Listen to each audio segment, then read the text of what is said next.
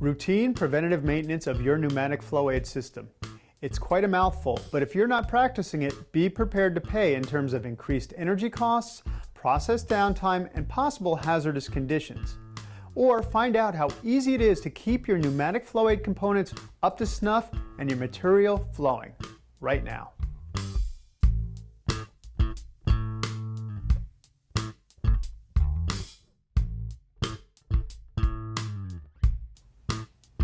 Hi, Paul the Air Sweep Guy here to discuss routine preventative maintenance of pneumatic flow aid system components. Now, routine preventative maintenance is a pretty simple concept. It just means selecting a service interval to change out certain parts within the flow aid system in order to prevent big problems from occurring. So we want to change out some of these replaceable parts before there's a problem, not afterwards. Now we're going to be dealing with the air sweep system, so we're looking at solenoid valves and the air sweep nozzles themselves. But these practices really apply to any kind of pneumatic flow aid system that might use similar items. In this segment, we'll focus on preventative maintenance of the solenoid-operated high-flow diaphragm valves that are used in the air sweep system. When the electrical solenoid is activated, the valve instantly opens and releases a high-volume pulse of pressurized air or gas, which is then dispersed by the air sweep nozzle into the vessel to promote material flow.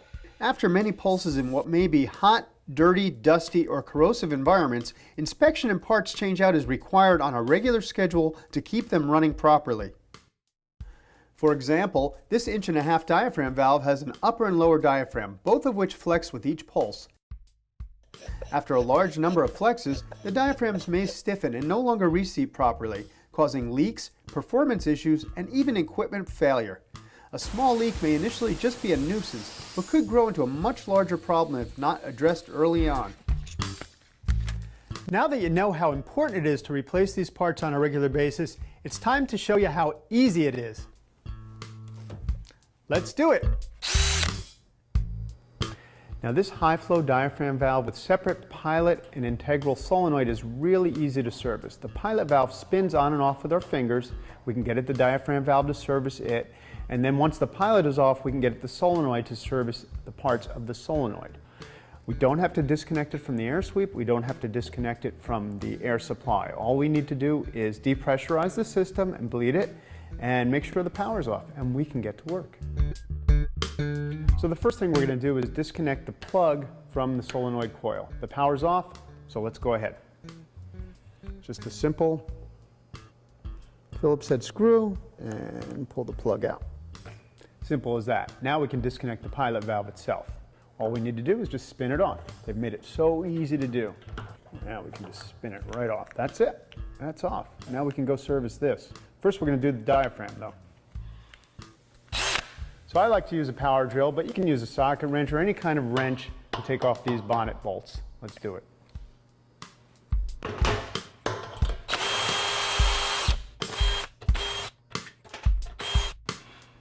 And there's the diaphragm. Now we're just going to blow out the inside of the diaphragm valve, make sure there's no debris in there, and replace the diaphragm.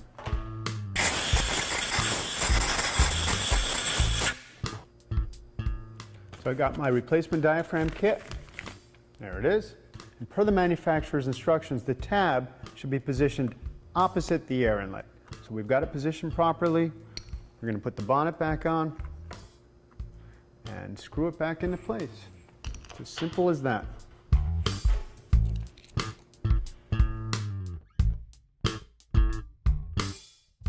Now, per the manufacturer's instructions, we tighten the cover in a crisscross pattern to make sure it's tightened evenly on the diaphragm, so we don't distort the cover in any way or cause a leak. Now let's look at the pilot valve. So here's the pilot valve that we took off of the 3/4-inch diaphragm valve. It's a small pilot valve assembly with an integral solenoid, so that's what we're going to rebuild. First we'll remove the retaining clip and pull the coil off from the ferrule tube. And now loosen the 3 screws holding on the ferrule retainer, or cover.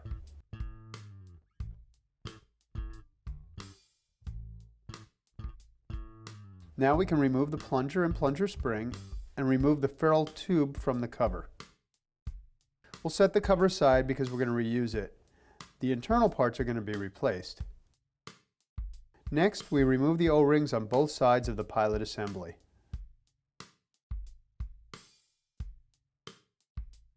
Here's the kit with all the replacement parts. Let's do it. The contents of the kit contains all of the internal parts and some new fasteners. So we have the ferrule assembly and plunger with the spring, the coil retaining clip, the cover screws, 3 O-rings, and a plastic spacer that we're not going to use with the QR coil, so we can get rid of it. So the first thing we do is insert the plunger spring inside the plunger, and you make sure the tight coiled end is protruding out of the plunger. Now we can insert the plunger into the ferrule tube and install the small O-ring on the outside of the ferrule tube, sliding it all the way down to the base. Next, we can install the other 2 O-rings onto the pilot assembly.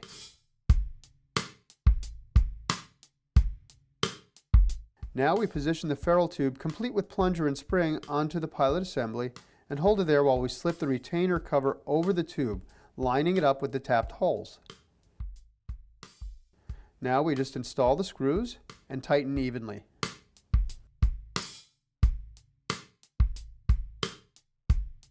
Now we can slip the dust shroud onto the pilot and slip the coil over the ferrule tube and clip the retainer on the top.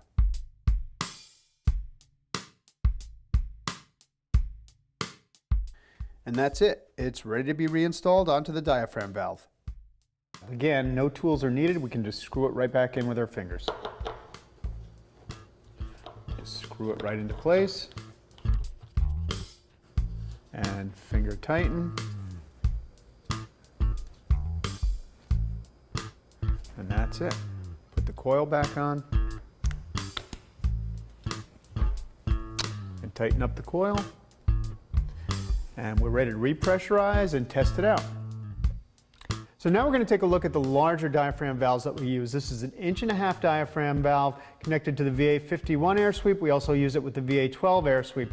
It's got 2 diaphragms, a main diaphragm and an upper diaphragm, and then it's got the integral solenoid. It's built in. It's actually the same solenoid as the smaller one that we looked at with the pilot valve, but this one's built in. We can't just simply unscrew it. We actually have to remove the main bonnet to get to both the main diaphragm and the upper diaphragm, and then we can also get to the solenoid as well and repair that.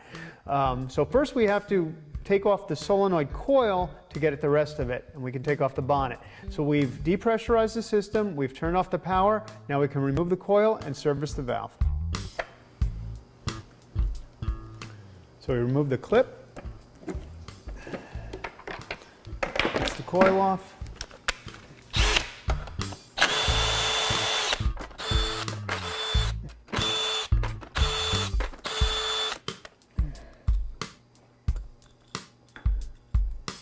There's the spring. Here's the diaphragm and the bleed pin. So here's the main bonnet, the upper bonnet with the secondary or upper diaphragm still in here, and the solenoid. We're going to work on this on the bench. So here on the bench we've got the main cover from the diaphragm valve, and of course it has a secondary cover on it and the solenoid. So we'll remove the screws from the secondary diaphragm. Now we can see there's the spring, the diaphragm, and the secondary bleed pin, which actually does not come out. Now the solenoid kit for this model comes with all the parts of the solenoid. So we're going to remove all the parts and just replace them with the new ones. We'll go ahead and remove the screws from the tube retainer.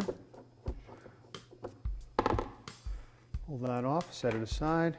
And all these parts are actually going to be replaced. The tube, the core spring, and the O-ring. We'll take that out. And that's ready to be cleaned out, and we'll put the new parts in. So first we put the O-ring on the tube, put the core with the spring in place, put the other O-ring inside. The ferrule tube goes back on, and we just put the cover back in place and screw it down.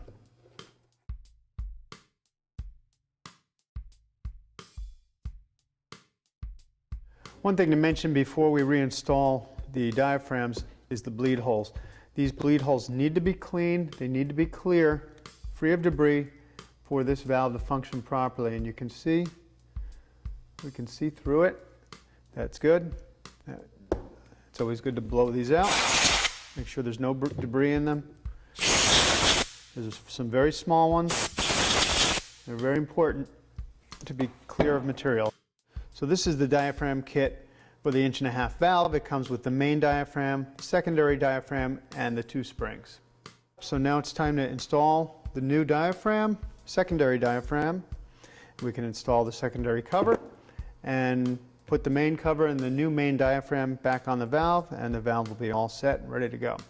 So we'll install the secondary diaphragm, line up the bleed hole over that pin.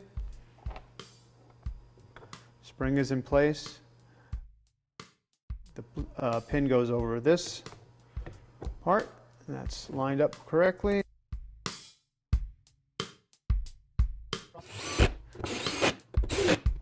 All set, ready to install it with the new main diaphragm on the valve. Okay, now that we replaced the solenoid and the upper diaphragm, now it's time to replace the main diaphragm and put the valve back together. So, first thing is we have to insert the bleed pin, and now we can put that main diaphragm up onto the valve body. We're going to take that spring, we're going to put that main bonnet cover on and line up that bleed pin, and we'll thread these bolts back in.